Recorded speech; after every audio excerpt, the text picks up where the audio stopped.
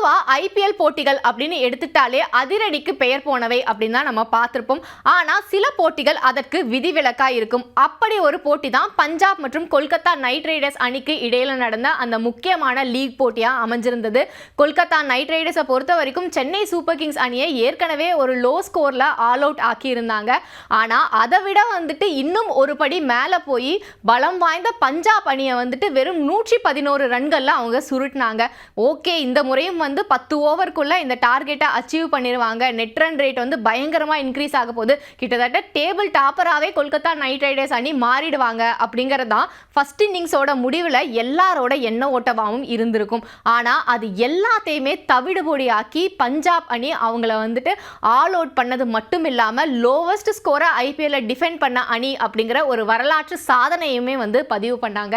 இந்த போட்டியை பொறுத்த வரைக்கும் குறிப்பிடத்தகுந்த அம்சமாக இருந்தது என்ன அப்படின்னு பார்த்தோம்னா, எல்லாமே முழுக்க முழுக்க 2 இன்னிங்ஸ்ல எடுத்துக்கிட்டாலுமே பந்து வீச்சாளர்களோட கான்ட்ரிபியூஷன் மட்டும் தான் இருந்ததுன்னு சொல்லணும். ஏன்னா பேட்ஸ்மேன்கள்னால அடிச்சு ஆட முடியாத சூழல் இருந்தது. எப்படி போட்டாலுமே விக்கெட் தான் விழுந்துட்டு இருந்தது. அதற்கு ஒரு பக்கம் கொல்கத்தா நைட் ரைடர்ஸ் அணி பார்த்தோம்னா அவங்களோட ஃபீல்டிங்லேயுமே ரொம்ப நல்லா பெர்ஃபார்ம் பண்ணாங்க. அந்த அணியில் ஒரு வீரர் 3 கேட்ச்லாம் பிடிச்சாரு. அதுவும் அசாத்தியமான கேட்ச்கள்லாம் பிடிக்கப்பட்டது. அதுக்கப்புறமா பார்த்தோம் அப்படின்னா பஞ்சாப் அணியை பொறுத்த வரைக்கும் ஒரு மிகப்பெரிய எதிர்பார்ப்பு அந்த அணி மேலே இருந்தது. ஏன்னா ஒரு பெரிய ரன்னை இதற்கு முந்தைய போட்டியில் பதிவு செஞ்சிருந்தாங்க. 245 ரன்கள் சன்ரைசர்ஸ் ஹைதராபாத்துக்கு எதிராக குவிச்சிருந்தாங்க.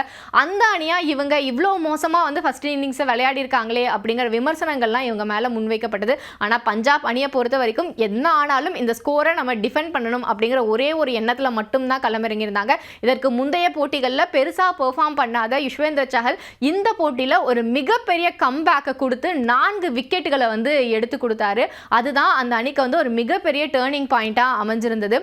கொல்கத்தா நைட் ரைடர்ஸ் அணியை பொறுத்த வரைக்கும் இந்த போட்டியில் அவங்க பண்ண ஒரு தவறு அப்படிங்கிறது முக்கியமாக கவனிக்க வேண்டியதாக இருந்தது. அது என்னன்னு பார்த்தோம்னா ரஹானேவோட அவுட். அது நாட் அவுட் தான், ஆனால் அவர் ரிவ்யூ கேட்காம போனது அப்படிங்கிறது அந்த அணிக்கு ஒரு மிகப்பெரிய பாதகமாக அமைஞ்சிருந்தது. ஏன்னா ஒருவேளை அவர் ரிவ்யூ கேட்டு களத்தில் இருந்திருந்தார்னா கூடுதலாக ஒரு 10 ரன் சேர்த்திருந்தா கூட அந்த அணி வெற்றியை பதிவு செஞ்சிருப்பாங்க. இன்னொரு பக்கம் பார்த்தோம் அப்படின்னா அந்த அணியோட ஆண்ட்ரே ரசல் மொத்த பொறுப்புமே அவர்கிட்ட தான் கடைசி கட்டத்தில் இருந்தது. ஏன்னா அவர் மட்டும்தான் பேட்ஸ்மேனாக இருந்தாங்க. அவர் கூட கம்பெனி பண்ணது எல்லாமே பவுலர்ஸாக இருந்தாங்க. நிறைய பந்துகள் மீதி இருந்தது. எப்படியாவது இந்த ஸ்கோரை எட்டிடலாம் அப்படின்னு ஒரு சின்ன நம்பிக்கை கொல்கத்தா நைட் ரைடர்ஸ் அன்னைக்கு இருந்ததுக்கு காரணமும் அவர் தான். ஆனால் அவர் அடித்த ஒரு தேவையில்லாத ஷாட் அப்படிங்கிறது அவரோட விக்கெட்டை பறித்து வெற்றியை பஞ்சாப் அணி பக்கம் கொண்டு போய் சேர்த்துருச்சு. ஸோ இந்த போட்டியை பொறுத்த வரைக்கும் பார்த்தோம் அப்படின்னா முடியாதது அப்படிங்கிறது எதுவுமே கிடையாதுங்கிறதுக்கு ஒரு பெஸ்ட் எக்ஸாம்பிளாக அமைஞ்சிருந்தது. இந்த போட்டியை பொறுத்த வரைக்கும் முயன்றால் முடியாதது எதுவுமே இல்லை அப்படிங்கிறதுக்கு ஒரு ஆகச்சிறந்த உதாரணமா அமைஞ்சிருந்தது அப்படின்னு தான் சொல்லணும்.